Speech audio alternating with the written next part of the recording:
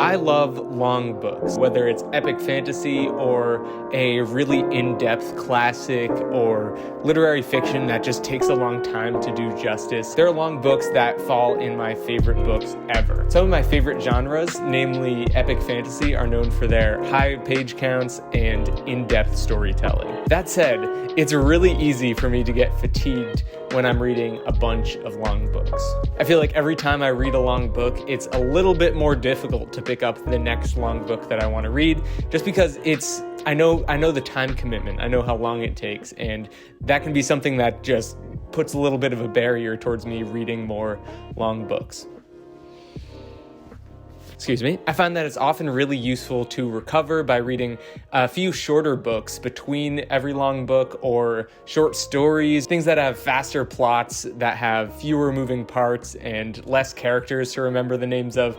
Just read a lot quicker and can be very refreshing when I've been reading a lot of long books. Most recently, I've been working on my mega series, which I made a video about, and that involves 6 long books. The First Lot trilogy by Joe Abercrombie and The Lord of the Rings by J.R.R. Tolkien are both trilogies that take a long time to read. They have very high page counts for each book. So I wanted to share with you a few of the books that I've been reading to sort of recover from those longer books, and just some general recommendations for short books. Before we get into it, please consider liking this video. It puts my face in front of more people, which really helps me out. So right now I'm reading What Moves the Dead by T. Kingfisher. This is a horror book. It's actually the first horror book that I've ever read, and I'm about halfway through, and I'm really, really liking it so far. I'm not a huge horror movie guy, but I think that the change in format to trying out a horror book is really working magic for me. It's so different from what I typically read, and that's been so refreshing for me because of that. The main character is Alex Eaton, who's a war veteran from Galatia,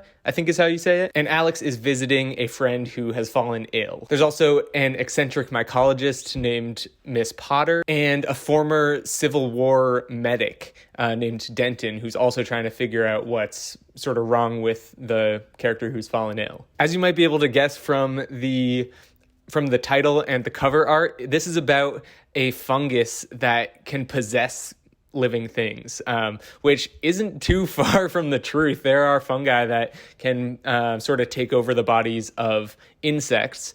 And so this is kind of asking the question, what does it look like when it can do that to more complex life like mammals? So it's so chilling and like so atmospherically creepy, and that is something that I just haven't seen a lot in the books that I've read before. The atmosphere Kingfisher is able to create is palpable to the point of reality. I feel like I'm there with the characters. My skin shivers at the same moment that the characters do. It's a visceral experience. I'll read you the first line here. The mushroom's gills were the deep red color of severed muscle, the almost violet shade that contrasts so dreadfully with the pale pink of viscera. I'd seen it any number of times in dead deer and dying soldiers, but it startled me to see it here. Perhaps it would not have been so unsettling if the mushrooms had not looked so much like flesh. That's just a little taste of it for you. It's quite creepy, and I am living for it. It's a significant break from what I usually read, and I am just loving that different perspective and different style. The second recommendation that I have for you is The Hitchhiker's Guide to the Galaxy by Douglas Adams. The Hitchhiker's Guide is a work of absurdist science fiction, which is to say it reads almost like a witty comic strip. It follows Arthur Dent, whose home is slated to be destroyed to make way for a highway project. Meanwhile, the Earth is set to be destroyed for an intergalactic highway project. Arthur gets swept away on this space adventure that takes him to all sorts of weird places and an interesting cast of characters. The whole book communicates a sense of cosmic absurdity and meaninglessness to the universe in an optimistic way. I've never felt so good about the meaninglessness of reality than after reading this book. And given the fact that it's pretty short and really freaking fun, makes it a great choice to read between some of your longer books. It's short, it moves quickly, and it keeps us entertained while having some still really deep themes. Here are some of my favorite quotes from it. A common mistake that people make when trying to design something completely foolproof is to underestimate the ingenuity of complete fools. The ships hung in the sky in much the same way that bricks don't. There is a theory which states that if ever anyone discovers exactly what the universe is for and why it is here, it will instantly disappear and be replaced by something even more bizarre and inexplicable. There is another theory which states that this has already happened. There is a reason that The Hitchhiker's Guide is considered a classic in sci-fi, and it is a heck of a lot of fun. The word for world is forest by Ursula K. Le Guin. The word for world is forest is another example of classic sci-fi done well in a very different way from The Hitchhiker's Guide. The page count is low, but it still packs as much or more punch than many longer books that I've read. It takes place on the planet Athsho, which is inhabited by a little green population of humanoids who have no concept of war or murder. It's part of Le Guin's Hainish cycle, so this population was seeded by the Hainish. Terrans from Earth have taken Ashtha as a colony and have been harvesting the wood to send back to Earth as lumber. The local inhabitants of the planet are enslaved and put to work in these lumber camps. This is where they learn violence from the Terrans. It provides deep commentary on human nature and how violence is learned and transmitted, as well as critiques of anthropology and its uses in colonialism. Le Guin, having two parents who are renowned anthropologists, is uniquely suited to tell this kind of story. If you're looking for something short that will give you lots of food for thought before your next long book, give The Word for World is Forest a shot. Here are some of my favorite quotes. I don't know what human nature is.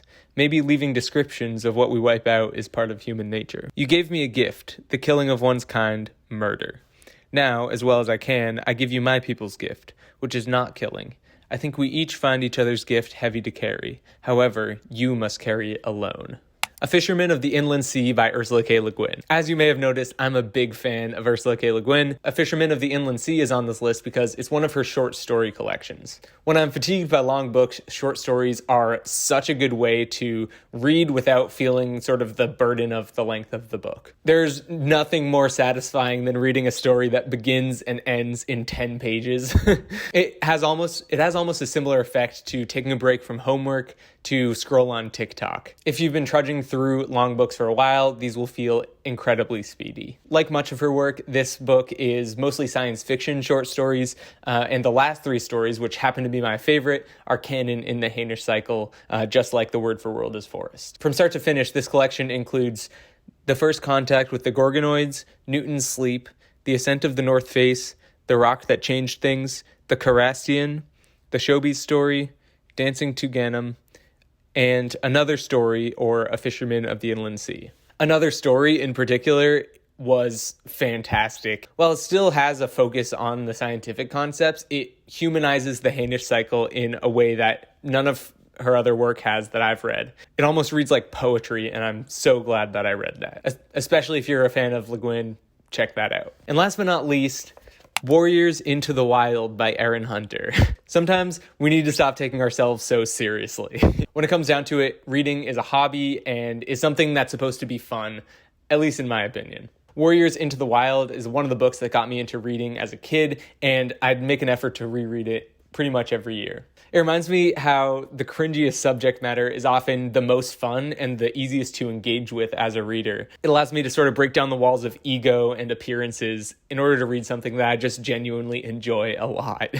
It never fails to refresh my perspective on books and get me excited for more adventures to come in other books. I definitely recommend Warriors Into the Wild, but this could just as easily be replaced with anything from your childhood that has the same effect on you. I can tell you right now, it'll be worth revisiting and is bound to get you back in the reading mindset. Here are some of my favorite quotes from Warriors. Stupid furball! You speak from the heart, young Firepaw. This will make you a stronger warrior one day, said Lionheart. You must either live with us and respect our ways, or return to your two-leg place and never come back.